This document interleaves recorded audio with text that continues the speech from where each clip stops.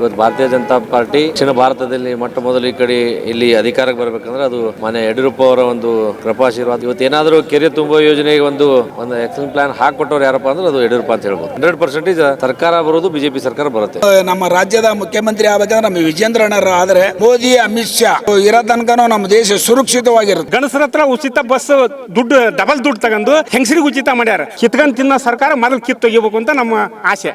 50 ವರ್ಷಗಳ ಸುದೀರ್ಘ ರಾಜಕೀಯ ಪಯಣ, BSY ಅಭಿಮಾನೋತ್ಸವ ಕಾರ್ಯಕ್ರಮ. ಯಾಕಂದರೆ ನಾಡು ಕಂಡಂಥ 4 ಬಾರಿ ಮುಖ್ಯಮಂತ್ರಿ ಅಂತ ಜನನಾಯಕ BSY ಅಭಿಮಾನೋತ್ಸವ ಕಾರ್ಯಕ್ರಮಕ್ಕೆ ಸಾಕಷ್ಟು ಜನದಂಡನೆ ಬಂದಿರತಕ್ಕಂಥ. ನಮ್ಮ ಜೊತೆ ಮಾತಾಡಲಿಕ್ಕೆ ಸಾಕಷ್ಟು BJP ಮುಖಂಡರಿದ್ದಾರೆ, ಮಾತಾಡಿಸ್ತೇನೆ. ಸರ್, ಹೇಗೆ ನಡೀತಾ ಇದೆ ಸರ್ ಅಭಿಮಾನೋತ್ಸವ ಕಾರ್ಯಕ್ರಮ? ಇವತ್ತು ಈ ಜನಸ್ತಂಭವ ನೋಡಿದರೆ ಗೊತ್ತಾಗತ್ತೆ BS ಯಡಿಯೂರಪ್ಪನವರು ನಡೆದು ಬಂದಂಥ 50 ವರ್ಷಗಳ ಕಾಲ ಅವರು ನಡೆದು ಬಂದಂಥ ಹಾದಿಯ ಬಗ್ಗೆ, ಅವರು ಎಷ್ಟು ಕಷ್ಟದಿಂದ ಈ ಪಕ್ಷವನ್ನು ಬೆಳೆಸಿ ಈ ಮಟ್ಟಕ್ಕೆ ಬರಬೇಕಾದ್ರೆ ಇವತ್ತು ಭಾರತೀಯ ಜನತಾ ಪಾರ್ಟಿ ಈ ದಕ್ಷಿಣ ಭಾರತದಲ್ಲಿ ಮೊಟ್ಟ ಮೊದಲು ಈ ಕಡೆ ಇಲ್ಲಿ ಅಧಿಕಾರಕ್ಕೆ ಬರಬೇಕಂದ್ರೆ ಅದು ಮಾನ್ಯ ಯಡಿಯೂರಪ್ಪ ಅವರ ಒಂದು ಕೃಪಾಶೀರ್ವಾದ, ಅವರು ಮಾಡಿದಂಥ ಒಂದು ಹೋರಾಟ ಅಂತ ಹೇಳೋದಕ್ಕೆ ಇಷ್ಟಪಡ್ತೀನಿ. ಪ್ರಮುಖವಾಗಿ ಸಾಕಷ್ಟು ಕೊಡುಗೆಗಳನ್ನು ಕೊಟ್ಟಿದ್ದಾರೆ. ಮೊದಲನೇದಾಗಿ ಭ್ರೂಣ ಹತ್ಯೆ ಜಾಸ್ತಿ ಆದಾಗ ಭಾಗ್ಯಲಕ್ಷ್ಮಿ ಯೋಜನೆಯನ್ನು ಕೊಟ್ಟಿರ್ತಕ್ಕಂಥದ್ದು, ಸೈಕಲ್ ವಿತರಣೆ ಆಗಿರ್ಬೋದು, ಪ್ರತ್ಯೇಕ ಕೃಷಿ ಬಜೆಟ್ನ ಮಂಡನೆ ಮಾಡಿರ್ತಕ್ಕಂಥದ್ದು. ಅಲ್ಲ, ಯಡಿಯೂರಪ್ಪನವರು ಮುಖ್ಯಮಂತ್ರಿ ಆದ ನಂತರ ಇವತ್ತೇನು ಇದು ಲಕ್ಷ್ಮೀ ಭಾಗ್ಯ ಅಂತ ಮಾಡಿದರು, ಭಾಗ್ಯಲಕ್ಷ್ಮಿ ಯೋಜನೆ, ಇದರಿಂದ ಭಾಳಷ್ಟು ಅನುಕೂಲ ಆಗಿದೆ. ಯಾಕಂದರೆ ಇವತ್ತು ಯಡಿಯೂರಪ್ಪ ಅವರು 20 ವರ್ಷಗಳ ಹಿಂದೆ ಮಾಡಿದಂಥ ಯೋಜನೆಗಳು ಈಗ ಸದ್ಯಕ್ಕೆ ಕೆಲವರಿಗೆ ಸ್ಟಾರ್ಟ್ ಆಗಿದೆ. ಹಾಗಾಗಿ ಭಾಳಷ್ಟು ಅನುಕೂಲ ಆಗಿದೆ. ವಿದ್ಯಾರ್ಥಿಗಳಿಗೆ ಸ್ಕೂಲ ದೂರ ಇರೋದ್ರಿಂದ ಬೈಸೈಕಲ್ ಕೊಟ್ಟಿದ್ದರಿಂದ ಅವರಿಗೆ ಶಾಲೆ ಓದೋಕ್ಕೆ ಅನುಕೂಲ ಆಗಿದೆ. ಒಂದೇ ಅಂತಲ್ಲ, ರೈತರ ಪರವಾಗಿ ಭಾಳಷ್ಟು ಕೆಲಸಗಳನ್ನು ಮಾಡಿದ್ದಾರೆ. ಅದರಲ್ಲಿಯೂ ಹೆಚ್ಚಿನ ಉತ್ತರ ಕರ್ನಾಟಕದಲ್ಲಿ ಭಾಳಷ್ಟು ನೀರಾವರಿಯ ಸಮಸ್ಯೆ ಇತ್ತು. ಇವತ್ತೇನಾದರೂ ಕೆರೆ ತುಂಬುವ ಯೋಜನೆಗೆ ಒಂದು ಪ್ಲ್ಯಾನ್, ಒಂದು ಆಕ್ಷನ್ ಪ್ಲ್ಯಾನ್ ಹಾಕೊಟ್ಟವ್ರು ಯಾರಪ್ಪ ಅಂದ್ರೆ ಅದು ಯಡಿಯೂರಪ್ಪ ಅಂತ ಹೇಳ್ಬೋದು. BSY ಬಗ್ಗೆ ಹೇಳೋದಾದರೆ, BSY ಅವರು ಜಾತ್ಯತೀತ ಒಬ್ಬ ನಮ್ಮ ಈ ಪಕ್ಷದ ಪ್ರತಿಯೊಂದು ಸಮಾಜಕ್ಕೆ ಅತಿ ದೊಡ್ಡ ಕೊಡುಗೆ ಕೊಟ್ಟಂಥ ನಾಯಕ ಅಂತ ಹೇಳ್ಬೋದು. ನಮ್ಮ ಸಮಾಜಕ್ಕೆ ಬಂಜಾರ ಅಭಿವೃದ್ಧಿ ನಿಗಮ ಮಾಡಿದ್ದು BS ಯಡಿಯೂರಪ್ಪನವರು, KPCC ಡೈರೆಕ್ಟರ್ ಮಾಡಿದ್ದು ಅವರ ಕಾಲದ ಅವಧಿಯಲ್ಲಿ. ಹೀಗೆ ಸಾಕಷ್ಟು ಎಲ್ಲ ಪ್ರತಿಯೊಂದು ಸಮಾಜಕ್ಕೂ ಅವರದೇ ಆದಂಥ ಒಂದು ಕೊಡುಗೆಯನ್ನು ಕೊಟ್ಟಿದ್ದಾರೆ ಅಂತ ಹೇಳ್ಬೋದು. ಈಗ ಮುಂಬರುವ ಸಾರ್ವತ್ರಿಕ ಚುನಾವಣೆಯಲ್ಲಿ ಅಂದರೆ BJP ಎಷ್ಟು ಸೀಟ್ಗಳನ್ನು ಗೆಲ್ಬೋದು ಸರ್ ರಾಜ್ಯದಲ್ಲಿ? ಅಲ್ಲ, ಹೀಗೆ ಹೇಳಕ್ಕೆ ಬರಲ್ಲ. ಯಾಕಂದ್ರೆ ರಾಜಕಾರಣ ಇನ್ನೂ 2 ವರ್ಷ ಇದೆ.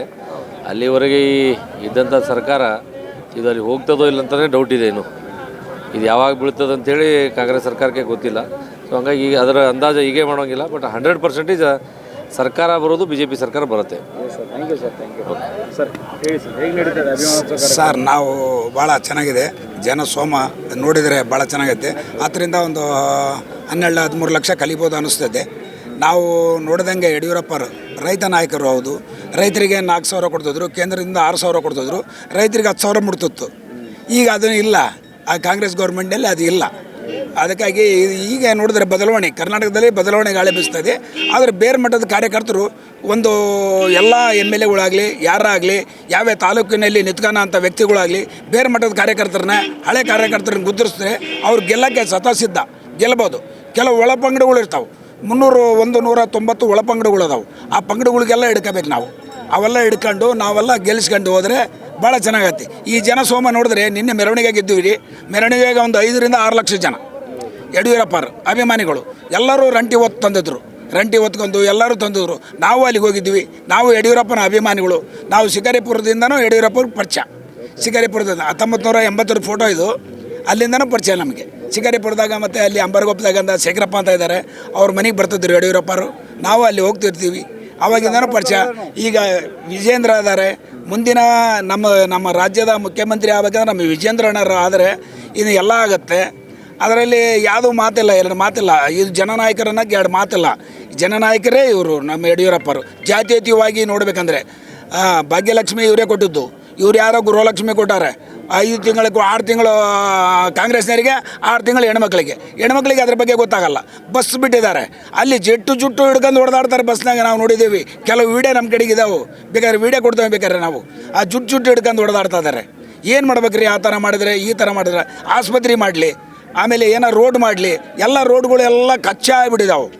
ಇವರು ಕೊಡ್ತಕ್ಕಂಥ ಏನು ಇದು ಕೊಡ್ತಾ ಇದಾರಲ್ಲ ಮಹಿಳೆಯರಿಗೆ ಅವೆಲ್ಲ ವೇಸ್ಟ್. ಆಮೇಲೆ 10 kg ಅಕ್ಕಿ ಬೇಕೋ ಬೇಡವೋ, ಅದು 10 kg ಕೊಡ್ತಲ್ಲ ಸರ್, 7 kg ಕೊಡ್ತಾ ಇದಾರೆ.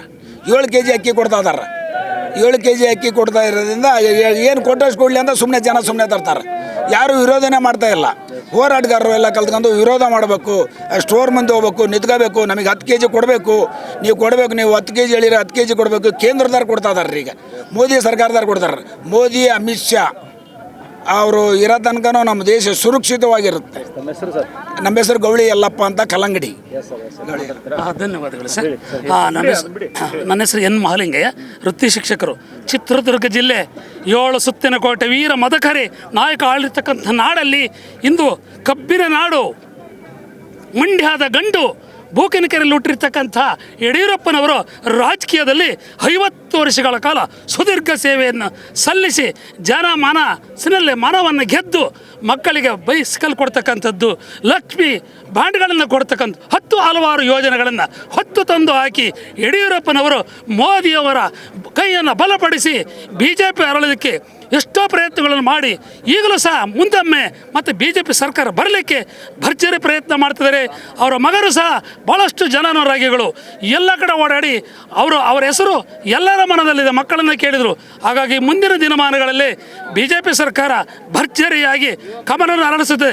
ಕಾರಣವಿಷ್ಟೇ, ಅಮಿತ್ ಶಾ ಮತ್ತು ಮೋದಿ ಜೋಡಿ ಹಕ್ಕಿಗಳು ಎಂಥವನ್ನು ಒಡೆದು ಬಿಸಾಕಿ ಪಕ್ಷವನ್ನು ತರ್ತಾರೆ. ಭಾರತ ದೇಶಾದ್ಯಂತ BJP ಸರ್ಕಾರ ಮುಂದಿನ ದಿನಮಾನಗಳಲ್ಲಿ ಬೇರೂರುತ್ತೆ. ಕಾರಣವಿಷ್ಟೇ, ಬಾಯಿ ಬಹನ ದೇಖಾ ಸಾಬ್ ಹಮಾರಾ ದೇಶ್ ಅವಾರ್ಡ್ ದೇಶ ನೈ ಸಾಬ್, हम भी मौज में खेलता है देखो साहब, हजार लोग बसे हुए हैं मेरे देश में. ಮೋದಿಯವರ ಭಾಷಣ ಸಾಕು, ಮನದಾಳದಲ್ಲಿ ಎಲ್ಲರ ಮನಸ್ಸಿನಲ್ಲಿ ಮೋದಿಯವರ ಮಾತು.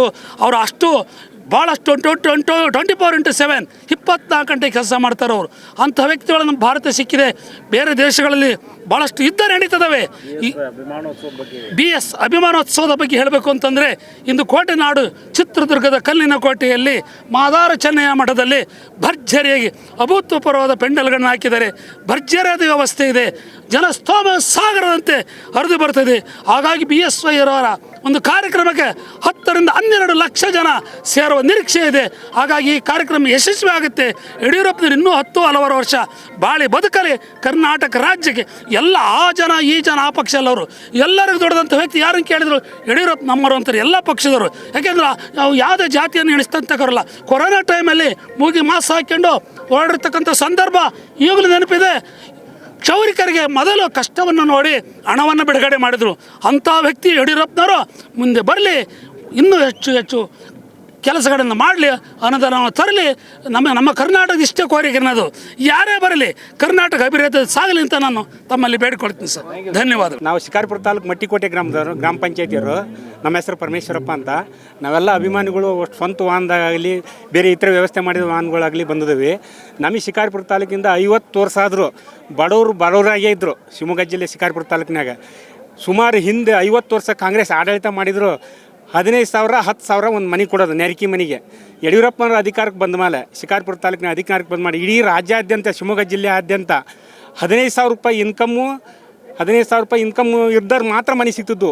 15,000 ಅಲ್ಲ, ಒಂದೇ ಸರಿಗೆ ದಿಢೀರ್ನೆ 15 ರಿಂದ 30,000 ರೂಪಾಯಿ ಇನ್ಕಮ್ ಮಾಡಿದಾಗ ಇಡೀ ಎಲ್ಲ ಬಡವ್ರ ಬಗ್ಗರು ಎಲ್ಲರಿಂದ ಹಿಡಿದು ಎಲ್ಲ ಜಾತಿಯವ್ರಿಗೂ ಸಿಕ್ತು. ಒಂದು ಉದಾಹರಣೆ, ಇಡೀ ರಾಜ್ಯದಾಗ ಸರ್ಕಾರ ಮಾಡದಂಥ ಅಭಿವೃದ್ಧಿ ಕೆಲಸಗಳು ಮಾತ್ರ ಮಠಮಾನ್ಯಗಳು ಮಾಡ್ತಾವಂತ ತಿಳ್ಕೊಂಡು ಇಡೀ ರಾಜ್ಯಾದ್ಯಂತ ಮಠಮಾನ್ಯಗಳಿಗೂ ಸಹ ಪ್ರತಿಯೊಂದಕ್ಕೂ ದುಡ್ಡು ಕೊಟ್ಟು, ಸಮುದಾಯ ಭವನ ಇರ್ಬೋದು, ಎಲ್ಲ ಇರ್ಬೋದು, ಮಹಿಳೆಯರಿಗೂ ಮೀಸಲಾತಿನೂ ಕೊಟ್ಟರು. ಈ ಸರ್ಕಾರ ಬಂದ ಮೇಲೆ ಒಂದು ಚಾಪಾಕಾದ್ರಿಂದ 20 ರೂಪಾಯಿ ಚಾಪಾಕಾದಾಗ ಸಿಗೋದು 100 ರೂಪಾಯಿ ಸಿಗ್ತೈತಿ.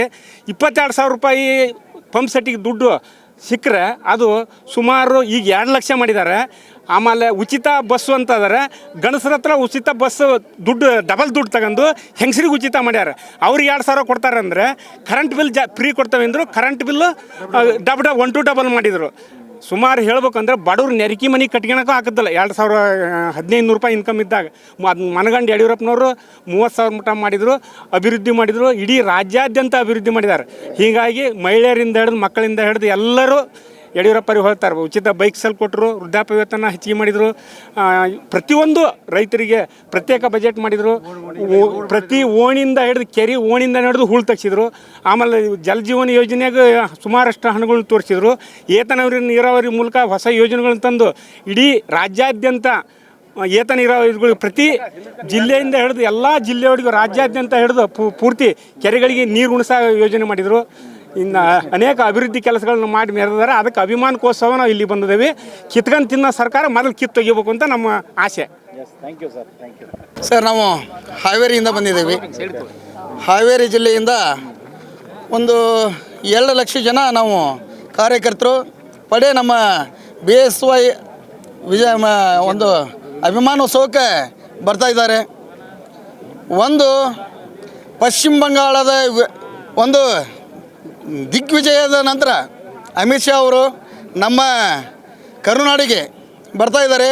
ಕರುನಾಡಿನ ಒಂದು ಕಣ್ಮಣಿ ಯಡಿಯೂರಪ್ಪನವರು ಪಕ್ಷವನ್ನು ಕಟ್ಟೋದರಲ್ಲಿ ಸೈಕಲ್ನಲ್ಲಿ ಪ್ರಚಾರ ಸ್ಟಾರ್ಟ್ ಮಾಡಿ ಇವತ್ತು ಕರ್ನಾಟಕದಲ್ಲಿ ಕಮಲವನ್ನು ಅರಳಿಸೋಂಥ ಕೀರ್ತಿ BSY ನಮ್ಮ ಯಡಿಯೂರಪ್ಪನವ್ರಿಗಿದೆ.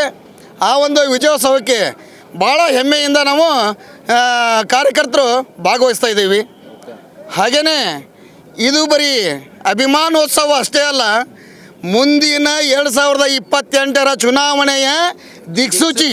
ಅದು BS ಯಡಿಯೂರಪ್ಪನವರ ನೇತೃತ್ವದಲ್ಲೇ, ಅವರ ಒಂದು ಮಾರ್ಗದರ್ಶನದಲ್ಲೇ ನಾವು ಇಡೀ ರಾಜ್ಯಾದ್ಯಂತ ಪ್ರಚಾರ ಮಾಡಿ ಈ ಒಂದು ದಿಕ್ಸೂಚಿಯನ್ನು ಜನರ ಒಂದು ಅವರು ಮಾಡತಕ್ಕಂಥ ಕೆಲಸ ಮಾಡಿರ್ತಕ್ಕಂಥ ಕೆಲಸ, ರೈತರ ಕಣ್ಮಣಿ, ಬಡವರ ಬಂದು ಒಂದು ಫ್ಲಡ್ ಬಂದಾಗ 5 ಲಕ್ಷದ ಮನೆಯನ್ನು ಕೊಟ್ಟಂಥ ಕೀರ್ತಿ ನಮ್ಮ ಯಡಿಯೂರಪ್ಪನವ್ರದ್ದು. ಈ ಸರ್ಕಾರ ಬಂದ ಮೇಲೆ ಮನೆ ಬಿದ್ದವರಿಗೆಲ್ಲ ಮನೆಯಾಗಿ ಬಿದ್ದು ಸತ್ತವರಿಗೆ ಸಹಿತ ₹1 ಬಿಡಿಗಾಸು ಸಹಿತ ಕೊಡದಂಥ ದರಿದ್ರ ಸರ್ಕಾರವನ್ನು ಹೊಡೆದು ಹಾಕಲಿಕ್ಕೆ ಇದು ಒಂದು ಅಭಿಮಾನೋತ್ಸವ. ನಮ್ಮ ದುರ್ಗದ ಕೋಟೆಯ ನಾಡಲ್ಲಿ ಒಂದು ರಣಕಹಳೆಯನ್ನು ಇವತ್ತು ಊದ್ತಾ ಇದ್ದೇವೆ. ಕಾರ್ಯಕರ್ತರಲ್ಲಿ ಮೂಲೆಯಲ್ಲಿ ಇರ್ತಕ್ಕಂಥ ಕಾರ್ಯಕರ್ತರು ಏನು ನೋವಿನಿಂದ ಇವತ್ತು ನಾವು ವಿರೋಧ ಪಕ್ಷದಲ್ಲಿದ್ದೇವೆ ಅಂತ ಕೂತ್ಕೊಂಡಿದ್ದಾರಲ್ಲ, ಅವರನ್ನು ಹುರಿದುಂಬಿಸುವಂಥ ಕೆಲಸ ಇವತ್ತಿನ ದಿವಸ ಸ್ಟಾರ್ಟ್ ಆಗುತ್ತೆ. ಇವತ್ತು ದುರ್ಗದ ಕೋಟೆಯಲ್ಲಿ ಮೊಳಗತಕ್ಕಂಥ ಒಂದು ರಣಕಹಳೆ ಪ್ರತಿಯೊಂದು ಜಿಲ್ಲೆ, ತಾಲೂಕು, ಗ್ರಾಮ ಮಟ್ಟದಲ್ಲಿ ನಾವು ತೆಗೆದುಕೊಂಡು ಹೋಗಿ ಮತ್ತೆ ಕಮಲವನ್ನು ಯಡಿಯೂರಪ್ಪನವರ ಒಂದು ನೇತೃತ್ವದಲ್ಲಿ ನಾವು ಮತ್ತೆ ಕಮಲವನ್ನು ಅಳಿಸ್ಲಿಕ್ಕೆ ಇವತ್ತು ಭಾಳ ಹೆಮ್ಮೆಯಿಂದ ನಾವಿಲ್ಲಿ ಸೇರಿದ್ದೇವೆ. ಈ ಒಂದು ಸಹಕಾರ ತಮ್ಮ ಮಾಧ್ಯಮದವರಿಗೂ ಒಂದು ನಾನು ಕೃತಜ್ಞತೆಯನ್ನು ಹೇಳೋಕ್ಕೆ ಇಷ್ಟಪಡ್ತೀನಿ. ಯಾಕಂದರೆ ನಾವು ಏನೇ ಕಾರ್ಯಕ್ರಮ ಮಾಡಿದ್ರೂ ಜನರ ಮನೆಗೆ ತಲುಪಿಸೋಂಥ ಒಂದು ಪ್ರಾಮಾಣಿಕ ಪ್ರಯತ್ನವನ್ನು ತಾವು ಮಾಡ್ತಾಯಿದ್ದಾರೆ. ತಮಗೂ ಸಹಿತ ನಾನು ಅಭಿನಂದನೆಗಳ ಸಲ್ಲಿಸ್ತಾ ಇದ್ದೀನಿ.